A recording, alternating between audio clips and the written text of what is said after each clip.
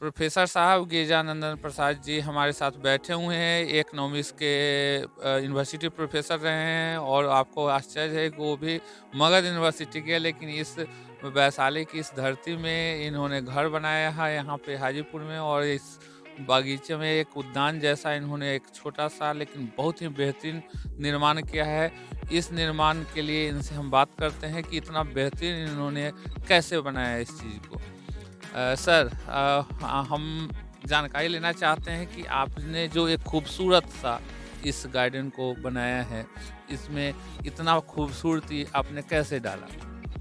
हाँ, हेलो। मैं जब बागवानी बनाने की बात आई तो इंजीनियर साहब के देख रेख में एक अलग से मकान से बिल्कुल अलग छत से सटा हुआ बनाया गया है, जिसमें जहाँ भी मैं जाता हूँ, जिस क्षेत्र में भ्रमण के लिए, वहाँ से जो यूनिक फ्लावर्स प्लांट्स मुझे मिलते हैं उसको मैं कलेक्ट करता हूँ। और इस समय हमारे यहाँ 15 से 20 वैरायटी का गुलाब लगा हुआ है, जो खिला हुआ है। देखने के बाद मन मुग्ध हो जाएगा। गुलदावरी का कम से कम 20 वैरायटी हमारे यहाँ लगा हुआ है, जो विभिन्न रंगों में है, जिसको तस्वीर देखने से आपको महसूस होगा कि कितने वैरायटी का गुलदावरी लगा हुआ है। जहाँ तक डालिया का प्रश्न है, वह भी रंग बिरंगे स्वरूपों में खिले हुए हैं और देखने के बाद ऐसा नहीं लग सकता है कि वह कितना बड़ा है। एक गुंबज की तरह हमारे यहाँ डालिया लगा हुआ है। इसके अतिरिक्त मैं बीच बीच में वेजिटेबल्स गार्डन का भी एक स्वरूप प्रदान किया है, जिसमें गोभी लगा हुआ है, बंदा गोभी लगा हुआ है, टमाटर लगा हुआ है जो फला हुआ है। इसके अतिरिक्त गेंदा का इस समय 4 स्टेप्स में हमने गेंदा लगाया है, जिसमें अभी गेंदा खिला हुआ है।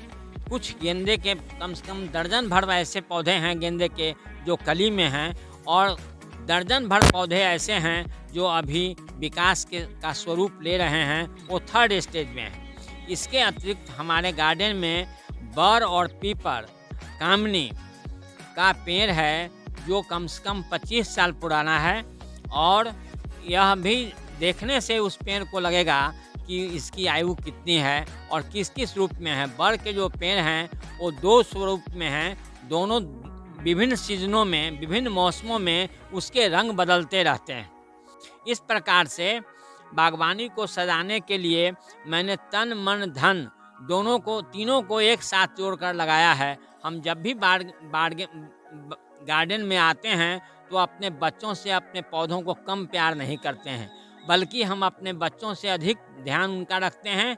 अगर वो बीमार पड़ते हैं, कोई पत्तियां उसकी मुरझा जाती है, तो मैं देखता हूं कि इसको क्या हो गया। मैं तुरंत उसके इलाज के लिए, उसके चिकित्सा के लिए मैं छिड़काव करता हूं, स्वयं बागवानी की देख रेख करता हूं। और सुबह शाम दोपहर रात मैं एक बार घूमकर हर पौधों से बात करता हूं। लगता है कि ये सजीव हैं और हमसे बात करते हैं। अभी आपने सुना कि ये सजीव हैं, ये प्लांट, और वो अक्सर बात करते रहते हैं।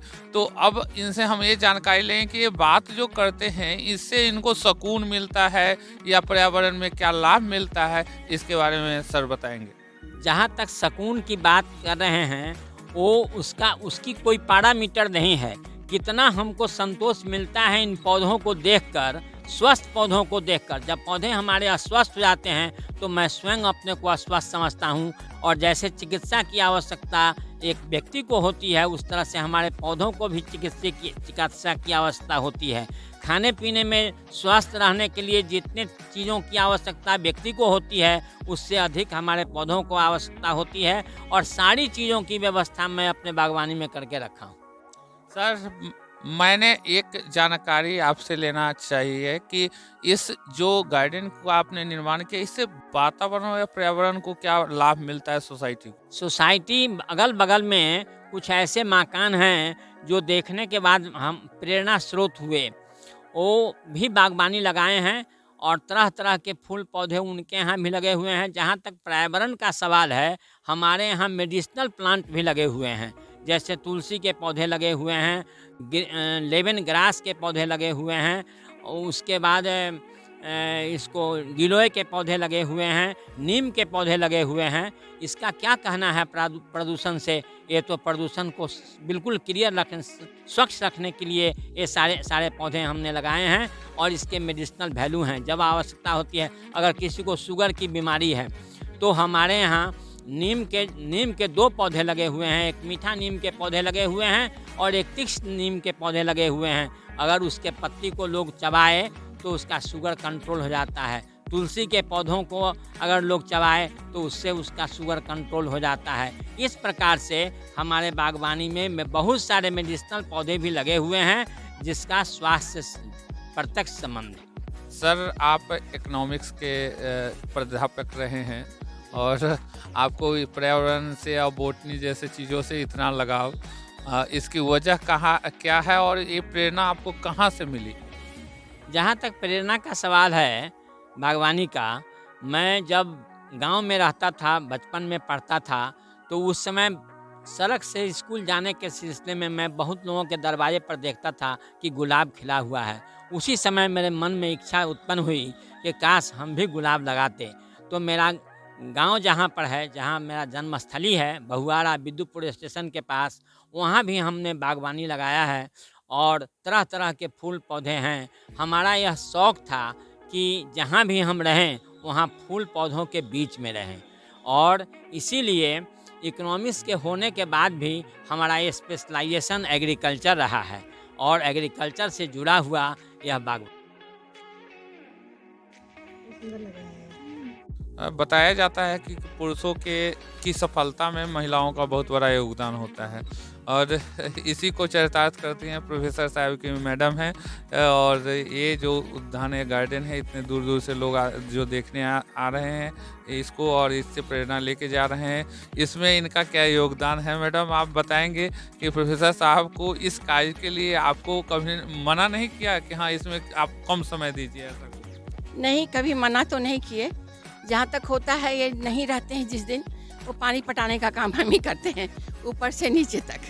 यानी सपोर्ट आप करते हैं, जबकि आप भी एक प्रोफेसर रही हैं और कॉलेज में, और आश्चर्य की बात है कि जूलॉजी की प्रोफेसर अगर आप रही हैं तो आपको फिर वनस्पति से क्यों प्यार हो गया इतना आप लोग? बायोलॉजी में 2 ब्रांच होता है, जूलॉजी और बॉटनी। दोनों सिस्टर ब्रांच कहा जाता है, इसलिए जूलॉजी और बॉटनी दोनों सिस्टर ब्रांच है। तो शुरू से लगाव तो था, लेकिन हमसे होता नहीं है। ये अपना करते हैं तो हमको अच्छा लगता है। कभी शाम को आके यहाँ बैठ गए, कभी ये नहीं रहे तो चुपचाप यहाँ कोई किताब लेकर बैठे रहे, अपना पढ़ते रहे, तो अच्छा लगता है बागवानी में।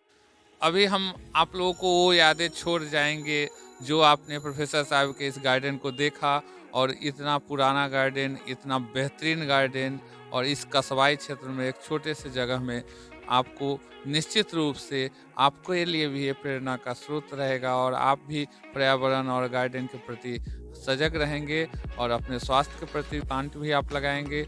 इनके प्रेरणा से निश्चित रूप से समाज को और सोसाइटी को तो निश्चित लाभ मिलेगा ही।